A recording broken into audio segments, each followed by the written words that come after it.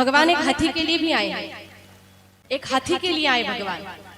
अब उसने कहाँ अष्टांग योग की साधना करी थी, कहाँ तपस्या करी थी, पर उसके लिए भी आ गई। कैसे?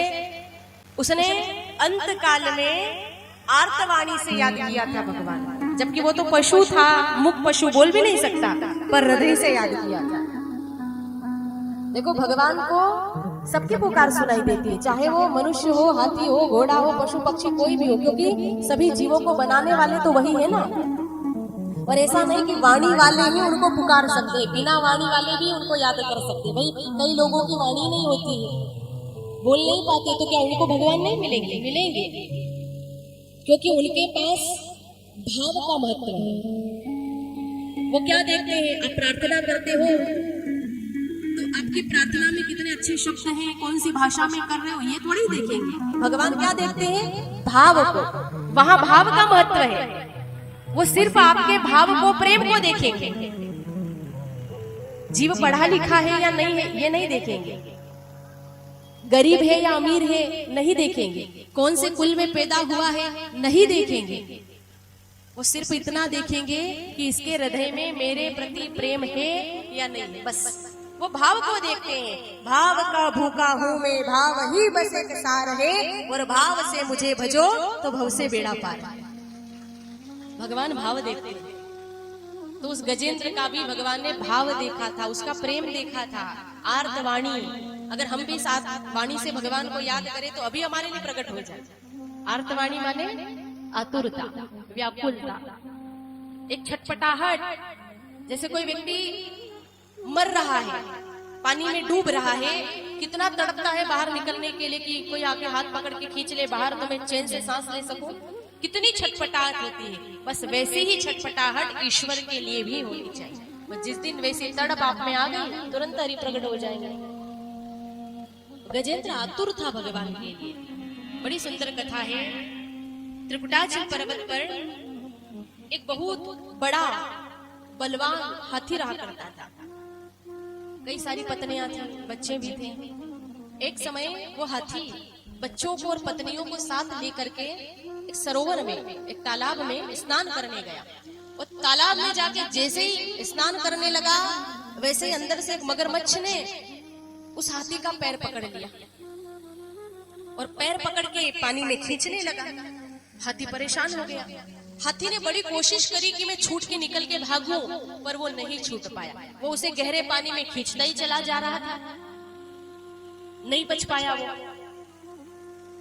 अब जरा विचार करेंगे तो समझ में आएगा कि ये कथा प्रत्येक जीव के घर में होती है। ये संसार क्या है? एक सरोवर है, एक तालाब है, इसमें रहने वाला जीव गजेंद्र है, हाथी है। और मृत्यु क्या है? मगर का स्वरूप। तो इस संसार रूपी सरोवर में जीव क्रीड़ा करता है, मतलब संसार का सुख भोगता है। पर सुख भोगते समय जीव ये भूल जाता है कि मैं जिस संसार में इतना उलझ रहा हूँ, जितना आसक्त हो रहा हूँ, इसी संसार में मेरी मृत्यु भी निवास करती है, जो एक दिन आ करके मेरे सिर पे सवार हो जाएगी। वो भूल जाता है अपने काल को, और जब काल को वो भूलता है तभी काल आकर के उसका पैर पकड़ लेता है। उस हाथी का मगरमच्छ ने पैर ही पकड़ा था। जब पांव की शक्ति क्षीण होने लग जाए ना, तो समझ जाना काल में आकर के पैर को पकड़ लिया। तब घबराना नहीं चाहिए, हरि के ध्यान में लीन हो जाना चाहिए, क्योंकि काल आके जब पांव पकड़ेगा तो कोई नहीं बचा सकता। कौन छुड़ा सकता है? हाथी को कोई नहीं बचा पाया। कितनी पत्नियां थी, बच्चे थे, कोशिश सबने करी, पर नहीं छुड़ा पाया। कौन छुड़ाएगा?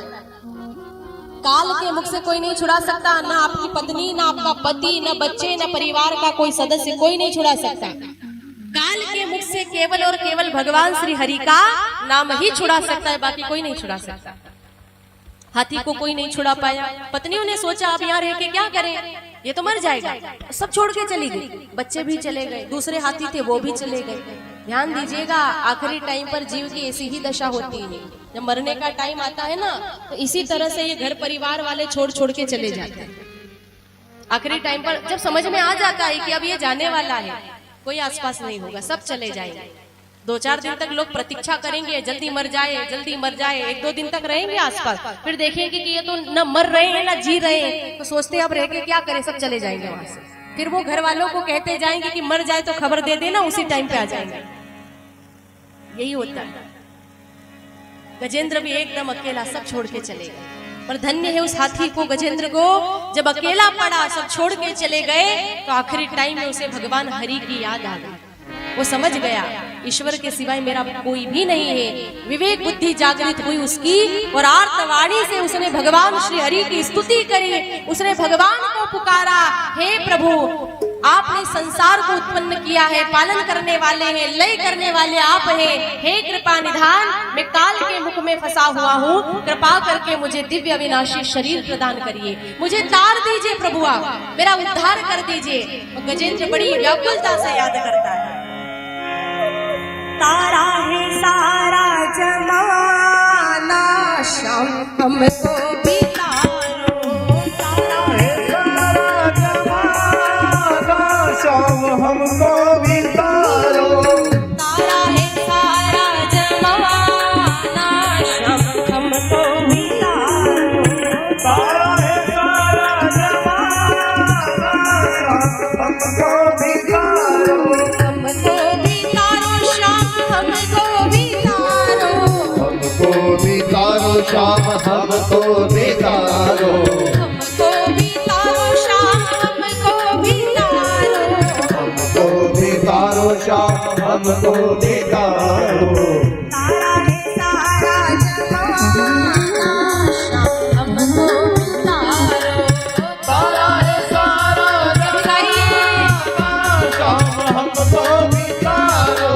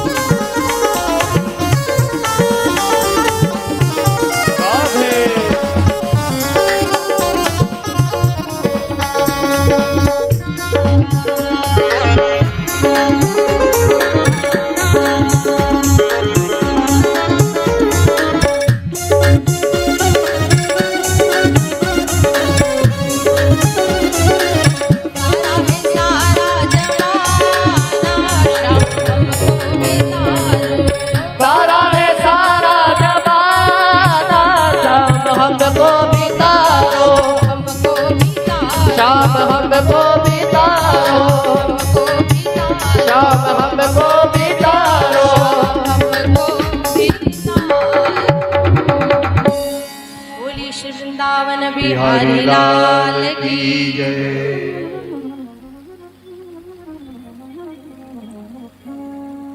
गजेंद्र इतनी व्याकुलता से हरि को याद करता है, प्रभु को पुकारता है कि उसकी पुकार भगवान श्री हरि तक पहुंची। जब उस गजराज को बचाने के लिए ब्रह्मादि देवता कोई भी नहीं आए तो भगवान नारायण को चिंता हुई।